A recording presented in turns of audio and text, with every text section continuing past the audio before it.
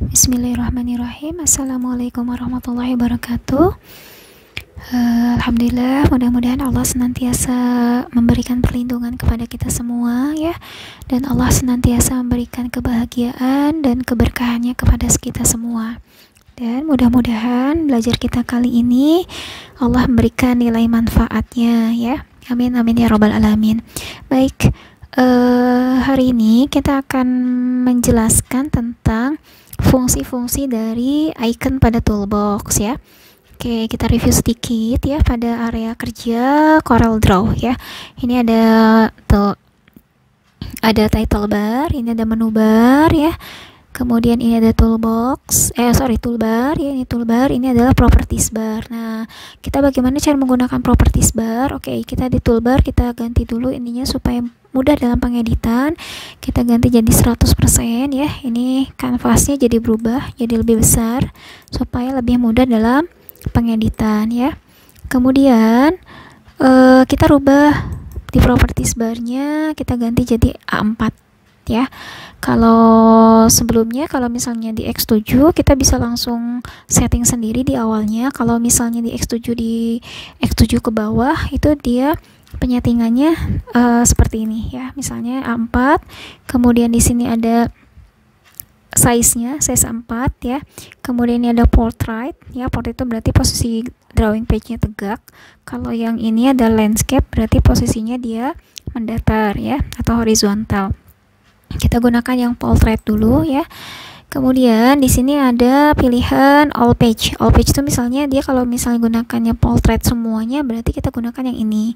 Tapi kalau kita gunakan yang pilihan sebelahnya current page, berarti beberapa halaman nanti ada yang tidak terkunci ya. Misalnya dia berbeda-beda size-nya tiap halaman ya. Kita gunakan yang ini saja ya, all page sama unitnya kita ganti jadi cm supaya apa? Supaya memudahkan dalam pengeditan ya.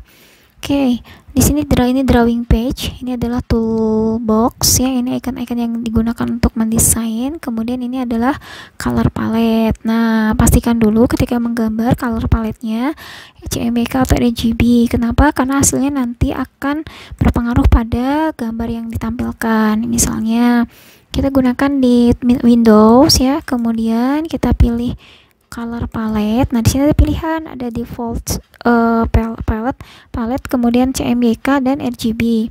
Nah, kalau kita gunakan yang CMYK berarti tampilannya untuk tampilan yang akan di print ya, atau dicetak ya, seperti brosur misalnya ya, atau pamflet atau baligo ya, atau spanduk. Nah, kalau kita gunakan yang RGB ini untuk tampilan desktop atau sosial media ya, atau tampilan web ya. Nah, kita gunakan tampilannya ganti, kita misalnya jadi RGB ya. Ini ada dua. Kenapa? Karena tadi ketika kita klik Windows defaultnya tadi masih aktif. Nah, ini masih aktif, tandanya seperti ini ya. Kalau misalnya dia tidak aktif kayak CMYK ini, berarti dia belum diaktifkan. Kita hilangkan saja checklistnya. Nah, nanti ini adalah yang RGB ya. Oke. Sekarang kita bahas yang di sini ya, fungsi-fungsi dari icon-icon yang ada di sini. Misalnya kita gunakan yang di sini ada yang di atas ya, yang atas dulu ya. Ini ada pitch tool. Ya, buat apa pitch tool ya? Kita coba gambar dulu. Misalnya kita gunakan yang rectangle ya. Kita gunakan rectangle. Kita gunakan kalau misalnya tanpa menggunakan kontrol, hasilnya sesuai dengan yang kita inginkan, bebas. Seperti ini persegi panjang ya, bisa seperti ini ukurannya. Jadi ukurannya bisa bebas. Nah, di cara yang kedua, kita gunakan tombol kontrol rectangle dengan bersamaan menekan tombol kontrol. Seperti ini, maka dia hasilnya akan menjadi persegi 4 sisinya sama ya. Kemudian ini sisinya sama pun bisa dirubah di properties bar. Misalnya ini jadi 2 ya, kemudian ini jadi 2 seperti ini, di enter, nanti hasilnya dia sama ya. Kemudian kalau kita ingin mengatur sudut kelengkungan, kita ubahnya di sini. Misalnya sudut kelengkungannya 10 misalnya 10, nanti ini akan bersamaan. Wah, 10 berarti ini ya, 1 aja lingkaran jadinya. Wah, sebentar, kita rubah sudut kelengkungannya 1.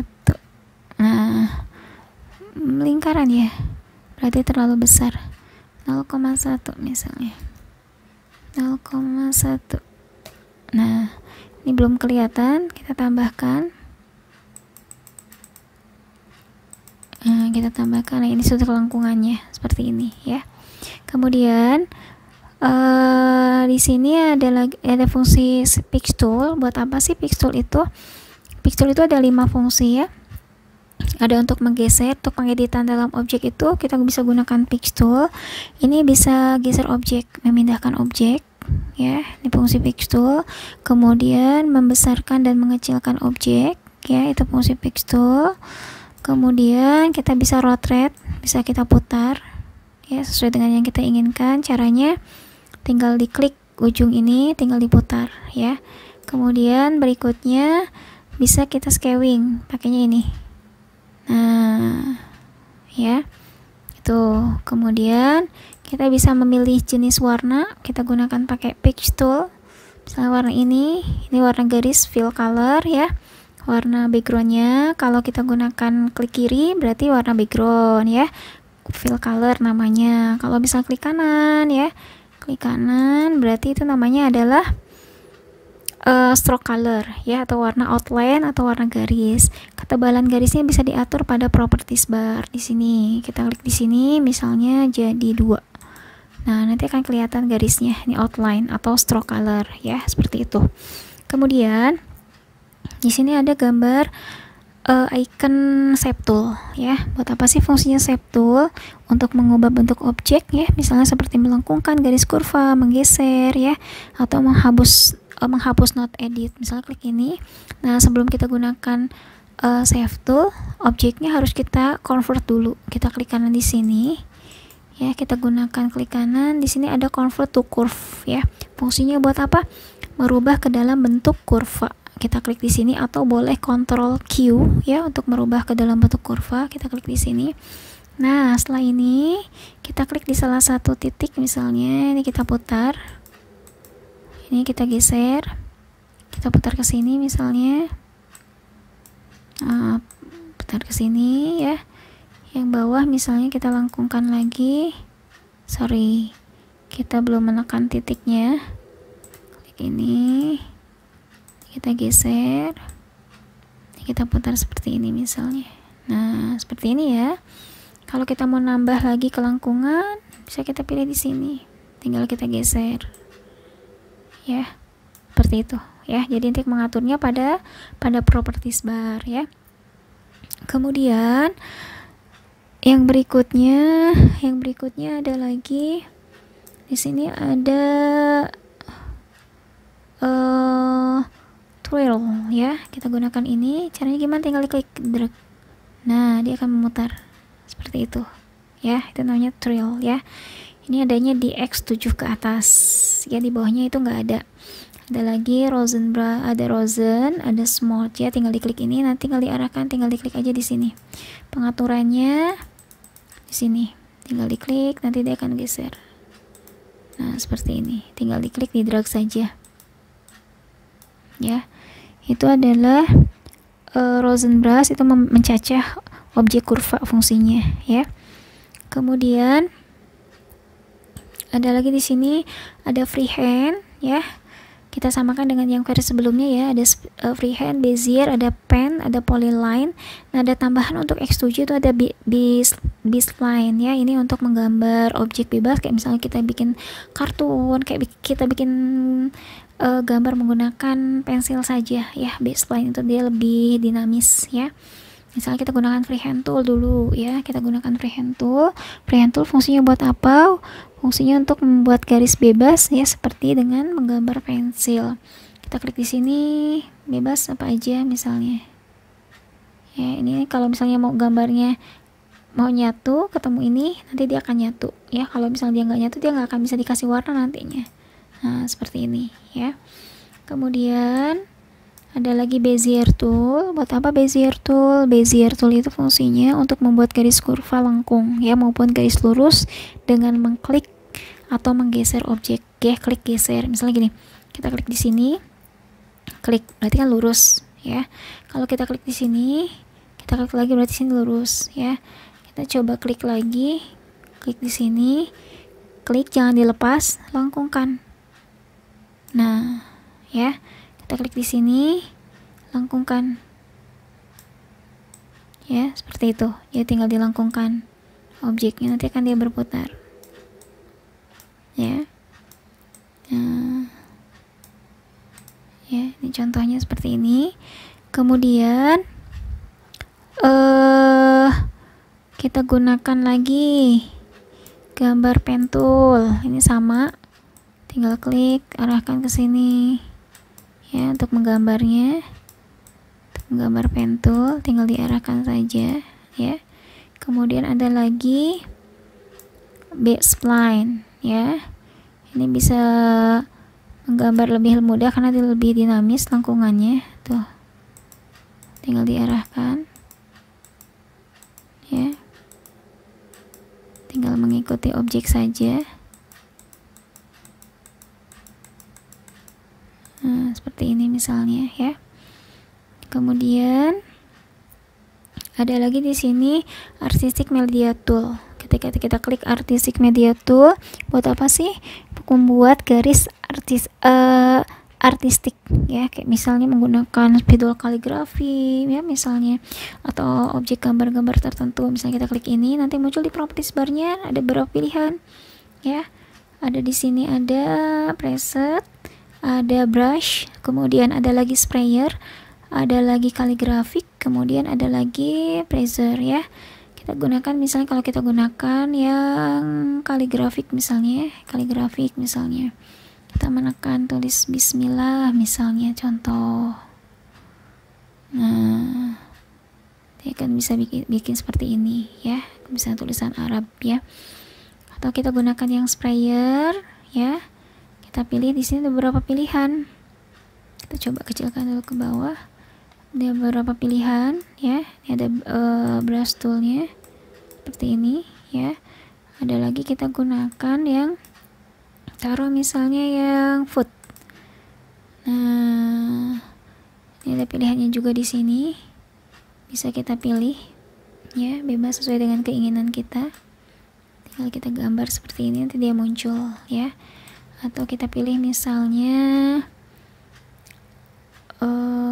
plan misalnya. Ini karena sudah di blok nanti akan berubah. Ini misalnya ini. Nah, seperti itu. Tinggal di drag seperti ini ya. Ini ada beberapa pilihan, ada banyak, tinggal dicoba saja ya untuk artistic media tool. Oke. Ini tadi yang rectangle ya, sudah dibahas tadi. Kemudian di sini ada yang ellipse untuk lingkaran, sama kayak rectangle tadi kita gunakan kalau misalnya kita drag ya. Kalau kita gunakan kontrol maka lingkarannya akan sempurna ya. Nah, seperti itu ya. Kemudian di bawahnya ada lagi, di sini ada polygon, ada star, ada compact, ada graph, spiral, basic shape, raw, flowchart, banner, dan call out ya. Ini bentuk basic semua ya. Contoh aja satu ya, misalnya nanti bisa dicoba, misalnya polygon. Kita klik di sini. Nah, ini kan berarti segi 5 ya. Kalau kita ingin menambahkan jadi segi 6, tinggal diklik di sininya. Nah, dia jadi segi 6. Misalnya kita pengen jadi 3 misalnya. Ini jadi 3, apa hasilnya? Kita misalnya 3. Maka yang dihasilkan itu adalah segi 3 ya. Nah, ini nanti silahkan dicoba, caranya sama seperti tadi ya. Tinggal dirubah di misalnya ini, coba kita basic shape. Nah, nanti di properties barnya ada pilihan. Nah, seperti ini. Nanti tinggal kita klik saja, kemudian di drag. Nah, seperti itu ya. Paham ya? Kemudian untuk teks, kita misalnya klik lagi, kita coba drag ke bawah, kita tulis misalnya Corel ya, kita gunakan ini, kita gunakan Corel misalnya. Nah, membesarkan teksnya boleh dari sini ya, atau boleh di drag seperti ini. Nah, gitu ya. Nah, kalau kita misalnya mau ganti tulisan, tinggal dipilih aja di sini. Nah, misal contohnya ini, mau kita kasih warna, tinggal klik kiri untuk warna background, klik kanan untuk warna garis atau outline ya. Nah, kalau kita mau ngasih ketebalan ini ya, ketebalan garisnya ya, boleh nanti kita klik di sini, kita gunakan shape tool. Nanti ada pilihan garisnya. Nah, kita klik di sini untuk menebalkan garis. Kita boleh tekan F12 ya. Ini untuk outline pen. Kita mau tambahkan misalnya ketebalan garisnya. Di sini ada white-nya, tebalnya. Tambahkan misalnya jadi 2. Ya, kalau sudah klik tombol OK. Nah, ini nanti kita bisa atur jadi 4 ya poinnya ya. Kemudian kita gunakan yang ini aja. Nah, di sini drop shadow ada contour, ada blend, ada distort, envelope sama extrude. Ini nanti ada pembahasan tersendiri ya untuk yang interaktif ini. Kayak misalnya shadow untuk memberikan shadow ya, untuk memberikan bayangan, kemudian ada contour ya, kemudian ada blend untuk membuarkan objek. Ini untuk distorsi objek ya, kemudian envelope objek, ada extrude objek ya. Ini nanti ada pembahasan tersendiri ya untuk ini. Silahkan disimak dulu aja yang ini, lihat gambar-gambarnya dan nama ikonnya ya. Kemudian ini ada transparansi objek, membuat objek transparan ya. Kemudian ada lagi di sini ada color eyedropper ya. Buat apa color eyedropper? Fungsinya dia untuk memberikan atau menyalin warna ya, menyalin warna, fungsi eyedropper itu ya. Jadi mengambil warna dari objek tertentu. Misalnya kita mau ngambil yang ininya aja, yang warna, kita gunakan klik dulu eyedroppernya, pilih ini, timpakan ke sini. Nah ya seperti itu, jadi dia ngambil warna yang sama ya. Kemudian ada lagi interactive fill ya, interactive fill ini warnanya tinggal diklik, nanti ada pilihan di sini ya. Ini ada uniform ya, ini ada pilihan warna, tinggal dipilih warnanya di sini. Nah, ini hampir sama dengan ini sebetulnya, dengan color palette ya. Kemudian ini ada gradient ya, warna gradasi, atau tombol fontaine fill color atau tombol F11 ya. Klik ini akan memberikan warna gradasi ya. Ini untuk pengaturannya ya, untuk mengatur warna gradasi, gradiennya tinggal diatur saja atau menekan tombol F11 ya. Nah, ini untuk pengaturan gradasinya. Boleh pilih di sini, ada pilihan, beberapa pilihan untuk fontaine fill colornya ya. Ini untuk pengaturannya ya. Nanti kita akan bahas untuk di materi berikutnya ya secara detail. Kalau kita klik tombol cancel dulu aja ya. Kemudian ini mesh tool ya. Nah, itu ya. Jadi ada outline, ada, kalau misalnya di versi sebelumnya namanya adalah fill color, itu adalah paint bucket tool ya, untuk mengambil memberikan warna objek ya. Paint bucket tool, fill color ya.